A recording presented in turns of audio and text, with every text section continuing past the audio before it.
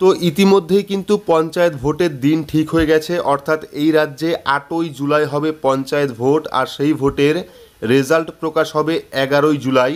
আর আপনার এলাকায় বা আপনার পঞ্চায়েতে কারা কারা ভোট প্রার্থী হলেন, কারা কোন দলের হয়ে ভোট দাঁড়ালেন এবং সেই প্রার্থীর বর্তমান সম্পত্তি কী রয়েছে, বর্তমান টাকা পয়সা কী রয়েছে, সেটা আপনারা কিভাবে দেখবেন। তো আজকের ভিডিওতে আপনাদের দেখাবো আপনার পঞ্চায়েতে কারা কারা ভোট প্রার্থী হয়েছেন এবং সেই প্রার্থীর বর্তমান সম্পত্তির পরিমাণ কী রয়েছে সেটা আপনারা নিজের স্মার্টফোনের মাধ্যমে অথবা কম্পিউটারের মাধ্যমে কিভাবে দেখবেন। তো ভিডিওটি অবশ্যই শুরু থেকে শেষ পর্যন্ত দেখবেন। ভিডিওটি ভালো লাগলে লাইক করবেন, চ্যানেলটিকে সাবস্ক্রাইব করে পাশে রাখা বেল আইকনটি প্রেস করে নোটিফিকেশন অল করে রাখবেন, সবার সুবিধার্থে ভিডিওটি শেয়ার করবেন। তো চলুন শুরু করি। তো 2023 সালের পঞ্চায়েত ভোটে আপনার এলাকায় কারা কারা প্রার্থী হলেন এবং সেই প্রার্থীর বর্তমান সম্পত্তির পরিমাণ কী রয়েছে সেটা দেখতে হলে আপনার স্মার্টফোন থেকে বা কম্পিউটার থেকে যে কোনো একটি ব্রাউজার আপনারা ওপেন করবেন।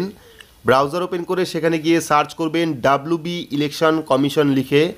তো WB ইলেকশন কমিশন লিখে সার্চ করলেই প্রথম যে লিঙ্ক আপনি পেয়ে যাবেন wbsec.gov.in দেখতে পাচ্ছেন, প্রথম লিঙ্ক চলে এসছে। সেই লিঙ্কে আপনারা ক্লিক করবেন। ক্লিক করলে কিন্তু অফিসিয়াল যে ওয়েবসাইট অর্থাৎ স্টেট ইলেকশন কমিশনের যে অফিসিয়াল ওয়েবসাইট সেই ওয়েবসাইটটা চলে আসবে এবং ওয়েবসাইটটা আসলে একটু নিচের দিকে চলে আসবেন, দেখতে পারবেন অনেকগুলি অপশন দেওয়া রয়েছে। তার থেকে দেখতে পাচ্ছেন চলে এসছে পঞ্চায়েত জেনারেল ইলেকশন 2023।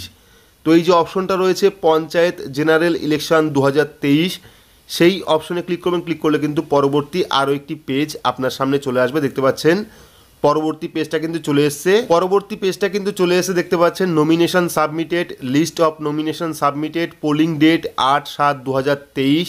তো প্রথমে আপনারা পেয়ে যাবেন কনস্টিটিউয়েন্সি। তো এখান থেকে আপনারা কনস্টিটিউয়েন্সি সিলেক্ট করবেন, জেলা পরিষদ না পঞ্চায়েত না গ্রাম পঞ্চায়েত, অর্থাৎ আপনি জেলা পরিষদের প্রার্থীর নাম দেখতে চাইছেন নাকি পঞ্চায়েত সমিতির প্রার্থীর নাম দেখতে চাইছেন নাকি গ্রাম পঞ্চায়েতের প্রার্থীর নাম দেখতে চাইছেন, সেক্ষেত্রে সিলেক্ট করবেন। সিলেক্ট করার পর চলে আসবে জেলা পরিষদ। তো এখান থেকে আপনার জেলা সিলেক্ট করবেন। জেলা সিলেক্ট করার পর চলে আসবে পঞ্চায়েত সমিতি। আপনার যে পঞ্চায়েত সমিতি সেই পঞ্চায়েত সমিতির নাম এখান থেকে সিলেক্ট করবেন, অর্থাৎ ব্লক সিলেক্ট করবেন। সিলেক্ট করার পর চলে আসবে গ্রাম পঞ্চায়েত। এখান থেকে আপনার যে গ্রাম পঞ্চায়েত রয়েছে সেই গ্রাম পঞ্চায়েত সিলেক্ট করবেন। সিলেক্ট করার পর সার্চ অপশনে ক্লিক করলেই কিন্তু পঞ্চায়েত ভোটে কারা কারা প্রার্থী হলেন তার সম্পূর্ণ লিস্ট এখানে দেখতে পারবেন। দেখতে পাচ্ছেন সম্পূর্ণ লিস্ট কিন্তু চলে এসছে। এখানে চলে এসছে কারা কারা কোন দলের প্রার্থী হয়েছেন 2023 সালের পঞ্চায়েত ইলেকশনে পঞ্চায়েত প্রার্থী কারা কারা হয়েছেন তার সম্পূর্ণ লিস্ট এখানে দেখতে পারবেন। তো প্রথমে দেখতে পাচ্ছেন চলে এসছে সিরিয়াল নাম্বার, প্রথমে চলে এসেছে সিরিয়াল নাম্বার। তারপর দেখতে পাচ্ছেন ক্যান্ডিডেট ডিটেলস অর্থাৎ ক্যান্ডিডেটের নাম, জেন্ডার কি রয়েছে, অ্যাড্রেস কি রয়েছে, পার্টি অর্থাৎ কোন পার্টির হয়ে দাঁড়িয়েছেন তিনি, তারপরে ক্যাটাগরি কি রয়েছে অর্থাৎ SC ST না OBC, তারপরে ইলেকশন ফাইল। ঠিক আছে, এখানে চলে এসছে পঞ্চায়েত প্রার্থীর নাম। তো এইবার যদি আপনারা চাইছেন যে কোন প্রার্থীর বর্তমান সম্পত্তি কি রয়েছে বা কোন প্রার্থীর বর্তমান টাকা পয়সা কি রয়েছে সেটা দেখতে হলে আপনারা কী করবেন, এখান থেকে প্রথমেই চলে যাবেন। দেখতে পাচ্ছেন প্রথমে চলে এসেছে কনস্টিটিউয়েন্সি। তো এখান থেকে আপনারা জেলা পরিষদ অথবা পঞ্চায়েত সমিতি যে কোনো একটা সিলেক্ট করবেন, অর্থাৎ চাইলে আপনারা জেলা পরিষদ সিলেক্ট করতে পারেন, চাইলে আপনারা পঞ্চায়েত সমিতি সিলেক্ট করতে পারেন। সিলেক্ট করার পর চলে আসবে জেলা পরিষদ। তো এখান থেকে আপনারা জেলা সিলেক্ট করবেন, আপনার জেলা সিলেক্ট করার পর চলে আসবে পঞ্চায়েত সমিতি।